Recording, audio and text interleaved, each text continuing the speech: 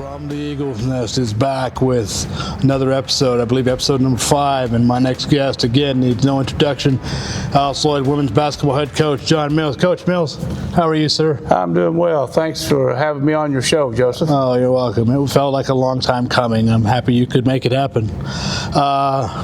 You've been here for 44 years. So you graduated in 1980? 82. 82. So you would have been among the first 4-year classes here? I would have been if I hadn't stretched it out to more years than what it's supposed to. All right. Yep. I think you're the first one I can ask this to. Do you remember what Miss June Buchanan was like? I do. When I visited here as a student in high school, one of the traditions was to have lunch with Miss June at her main dining table, at the head table. And oh my gosh, how intimidating it was sitting across the table from someone that was an icon in all of higher education. Yeah. Yeah, and she still bears her name on June Buchanan School, the K-12 program here. What got you into coaching? When I was in 8th grade, that's when the coal boom started, and we had 4 different coaches that year, 3 that were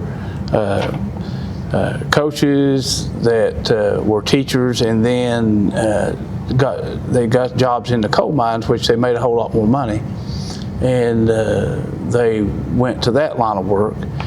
And then our last coach was our grade school principal, and he took it because he wanted us to have the chance to play.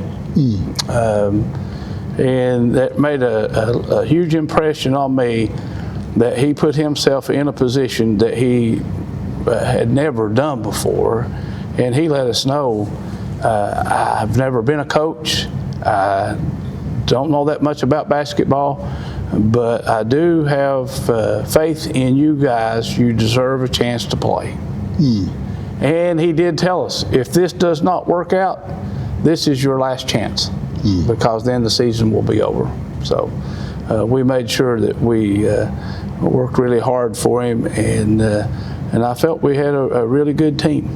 Yeah.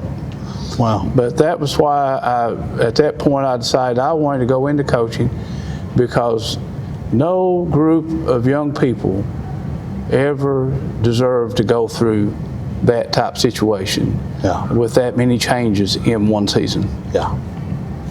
Yeah. You've seen a lot, and you've seen a lot of players come through these doors. Let's talk about the rarest club here at Alice Lloyd Women's Basketball, the 2,000-point club, and what you've seen and what the names on that list for you. Well, in the history of our program, we have 4 players in the 2,000-point club. We've got 26 players on the 1,000-point club. And these 4 really excelled. The first one in the 2,000-point club was Katrina Short. Katrina Hacker at the time, and she married Tim Short of Tim Short Autos. But she was our first 2,000-point scorer, and she scored 2,249 points in her career. Wow. And that was just something that was very, very rare back in those days, because a lot of it you didn't necessarily emphasize the run and gun. You didn't emphasize the 3-point shot as much. But we had it, but it was not utilized as much as it should have been during those times. But just extremely great career on her part. The other thing about Katrina, if the last time I checked, she still holds the NAIA record for three-point shooting percentage in a year. Wow. Almost 62% from three-point range in a season. That's incredible. Yes, yes. Then our second person that made the 2,000 point club was Ariel Nickel, and Ariel was just phenomenal as well.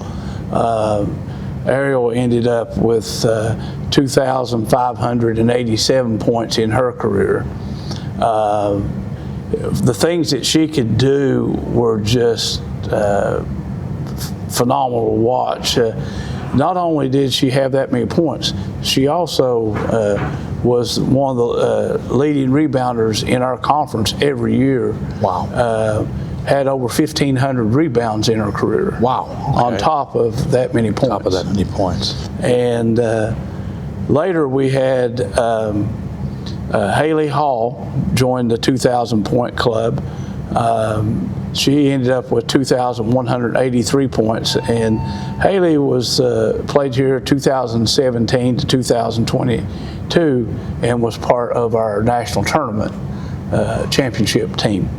And then our last player to make the 2,000 point club was Hannah Cash from Lee County, Kentucky, and she scored 2,037 points in her career. Yeah. So 4 tremendous young women, 4 tremendous ball players. Oh, absolutely. Every time I run into Hannah Cash, I always say, it's always great to hang out with the GOAT. Yeah. And she was phenomenal. You and I will never forget the shot that she hit against IU Southeast, that 70-foot heave down by 4 that made it in and cut the gap to 1.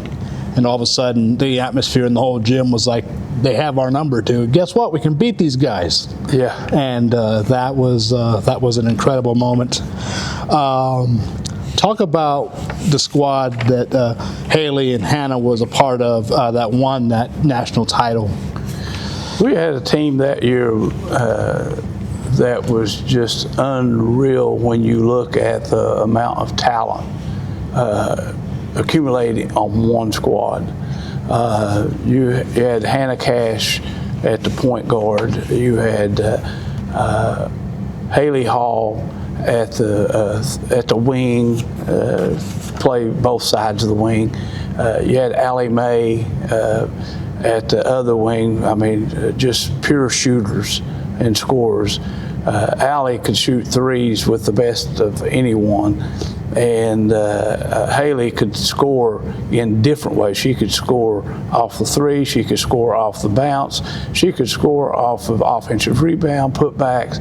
She was just a workhorse. And then we had Alex Clifton was our center, and Alex scored over 1,000 points. She's on the 1,000 point club as well. Wow. And then you had Maddie Thompson, from a freshman from Martin County. Yeah, from Martin County High School. And then the bench. There were days that the second 5 would beat the first 5 on a regular basis in scrimmages. Wow. Inter-squad scrimmages. So the team was so deep. You had people like Shelby Davis. You had Emma Maggard. Just go down the list. It was just phenomenal, the people that you had on this roster. It was just so incredible. But then when we got to the national tournament, we still played a fairly fast-paced game, but we also utilized our bigs. Yeah. And that was during the era when people started focusing on all guard type players in their lineup, but they never had answers for our bigs. Yeah. And our bigs they could run the floor fairly well. But the thing is they defended the rim. And when these teams that went to all guards, they had to get to the rim to be effective offensively. And we had great rim protectors in Bailey Brainerd and Alex Clifton and Matty Thompson, Emma Maggard. I mean, you had 6 foot and above in all of those. Wow. All the way up to 6'3" in Emma.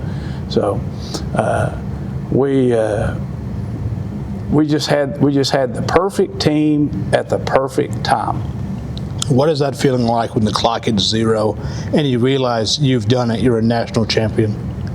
Well, at first you really don't know what to think, because you've never been there. You don't know how to respond. You don't know the emotional impact. So you sort of just look around, and I looked at the players. They were the same way I was. I mean, it was just like, when is the rest of the game going to be over? And then we realized, well, the game is over, and we were on top. Then we started celebrating a little bit. We weren't good at it because we had no experience of it before. So, but it's one of those things as a coach, you watch your players and the looks on their faces. Like, I know one player told me, she said, I can't wait till tomorrow. And I said, really, why is that? And she said, I want to know what it's like to wake up a national champion. Wow. And I said, you know something? You're going to get to do that the rest of your life. Yep. Every day you wake up, you're going to be a national champion. Yeah, absolutely. And that's really incredible. And I know you cut the nets down. I see the nets down there in the in the historic area that we have here. That team the year after that you had, that very easily could have contended and very easily could have made a similar run. At the end, seemed like they were unjustly robbed, but your composure in that moment really saved the day for everybody, I thought. Talk about that for a second. Well, I remember the situation very well, and it's one of those situations where if you threw a big temper tantrum or whatever you call it, or go irate, you would be justified, but it would not change anything, except it would change people's perception of who you are as a person. And I know the situation itself,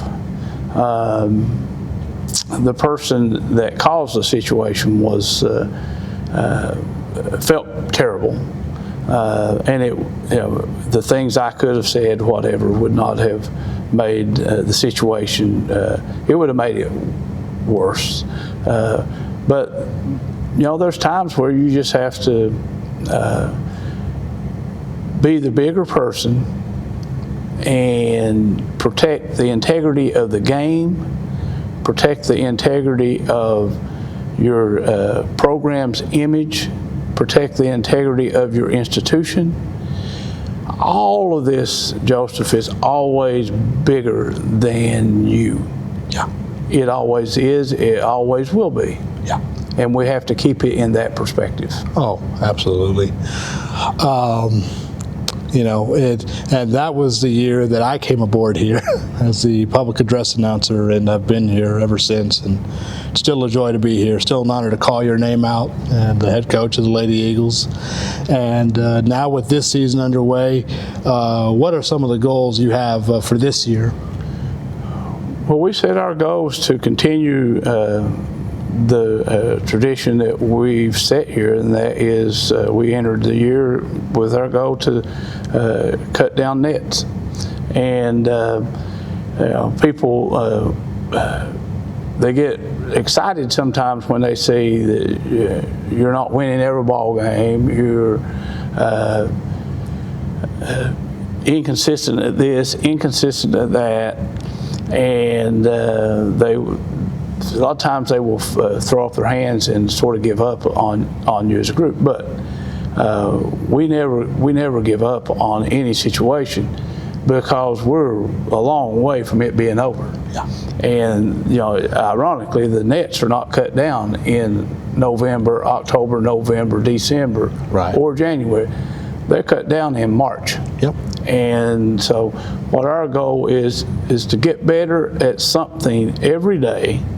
That's our goal every day in practice, is to get better at something, and then in time put it all together and then gel as a team, and then we'll make our statement.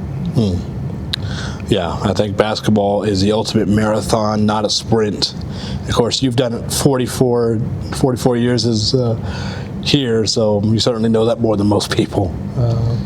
I've been very blessed to be in the arena of coaching for this long of time. Yeah. Been very fortunate at all levels that I've coached to cut down net of one sort of another. I've helped coach middle school basketball. I've helped travel teams and things of that nature. So I've seen it at all levels: high school ball, freshman ball, high school ball, and now college. So, and both sides of it. I've coached men and I've coached women, and have had cut down nets with the men's teams, and then also cut down nets with the women's teams. So it's just been a phenomenal ride to this point, and it's one that I look back and I have absolutely zero regrets. That's awesome. We're coming up on Christmas. We're coming up on the end of 2025. Any final words as we get to the end of the year here? Well, we want our players to keep improving. Biggest thing, we want them to stay focused on their academics and have academic success. They're here to get an education, first and foremost, and playing basketball happens to be a sideshow for them. We do not give out NIL money, and I'm so thankful for that. That's a whole different. That's a whole different headache. That's a week-long show. We'll save that for another day. Okay, good. But our players are here for the right reasons. Yeah. They're here to get an education. They're here to play ball along with getting an education, and their ultimate goal is to be great contributors to their communities that they're going to move into when they graduate. And I think Alice Lloyd College does a phenomenal job of preparing students with all the different things that will allow them to be part of. When they leave, they can fit in any community in the world. Absolutely. Absolutely. Well, I think that'll wrap it up here. Coach Mills, thank you so much. Appreciate you having me on, Joseph. Oh, absolutely. And we will see you all next week from the Eagle's Nest. Take care. Aloha.